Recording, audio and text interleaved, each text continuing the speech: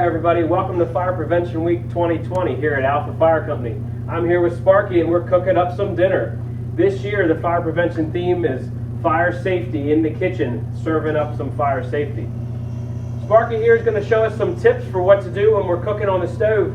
The first thing Sparky's going to do is he's always going to keep the pot handles turned in so that nobody can accidentally come up and spill the hot food that we're cooking onto themselves. The next thing he always does is he makes sure, in case he has a fire when he's cooking on the stove, he's going to have a lid that's close by that he can put right on top of the food that's on fire. The next step would be turn off the burner, and he's going to step away and he's going to wait until the fire goes out before he does anything else with it. He can turn his vent hood on to get a little bit of the smoke out, and if you guys have any questions or the fire gets too big, you can have a fire extinguisher nearby. Make sure it's out and it's ready to go. And if anything gets past that, leave your house and call 911 for the fire department, okay? So for Fire Prevention Week 2020, make sure you keep your area around your stove clear 3 feet. All children stay away from this area, and you keep clutter away from your stove when you're cooking. Thanks, and we'll see you later.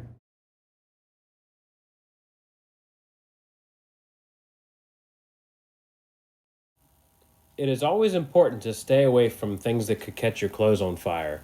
Matches, lighters, or even a candle could catch your clothes on fire.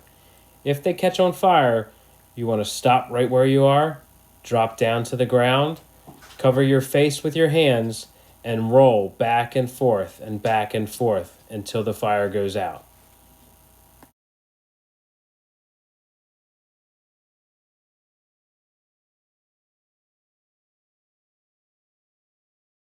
Hi, I'm Lieutenant Chris Link from Alpha Fire Company. This year, fire prevention, we're going to talk about smoke detectors. Make sure when you have your smoke detectors, you have one on each level of your house and also one in each sleeping area. Make sure you're checking your smoke detectors once a month, and you're going to be replacing your smoke detectors every 10 years. Also, when you hear the smoke detector going off, you should go to a safe spot outside of your house and call 911.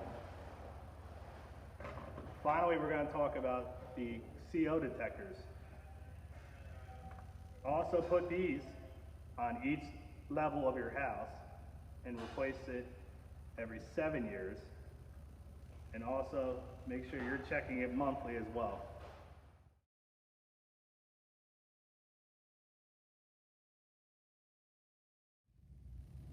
Now we're going to talk about your fire escape plan. This is a very important thing that your whole family should do together. You're going to draw your house, draw the outline of it, and draw every single room. After we do that, we're going to make sure that we identify 2 ways out of every single room how we're going to get out in case there's an emergency. You're going to do this for each floor of your house, and go ahead and put your smoke detectors on there so you remember how important they are. Up here on the 2nd floor, we see our bedrooms. We have 2 ways marked out of these bedrooms. If for some reason the first way is blocked by smoke or fire and you can't get out, leave that door closed and go out your 2nd way. If your 2nd way is blocked also, or you only have 1 way out, don't hide. The firefighters need to be able to find you very quickly when they get to your house. So you're going to not go under your bed, do not go in the closet, stay out and wait by the door or the window for the firefighters, okay? When we follow our fire escape plan and we go outside, we want to make sure that I have a meeting place. The meeting place is some place that your whole family knows to go in case there's a fire. It's going to be outside, and once we get to it, we're not going back inside for any reason. Once we get outside to our meeting place, we're going to call 911 and give them all the information we have about what's going on at our house. Thanks for tuning in for Fire Prevention Week here at Alpha Fire Company.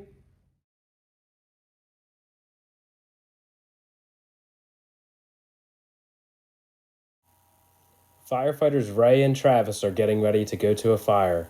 They need to wear special clothing that makes them look different to go into a fire.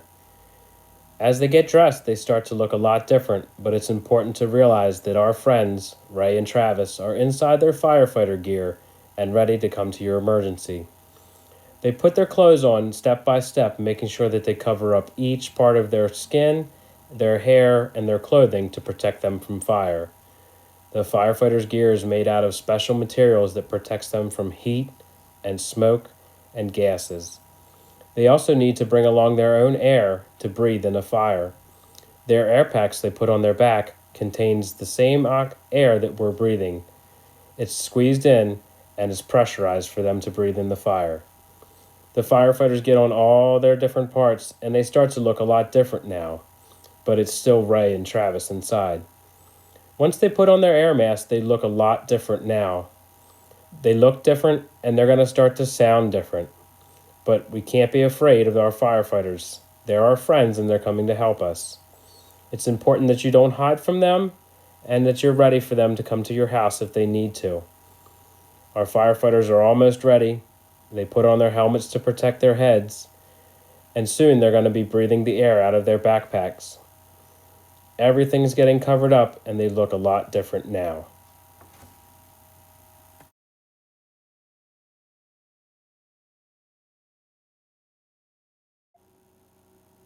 When our friends the firefighters are breathing through their air masks, they sound a lot different.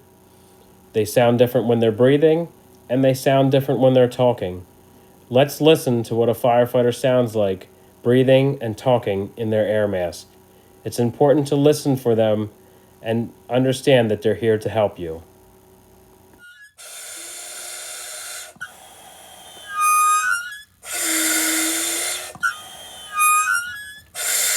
Fire department, is anyone here?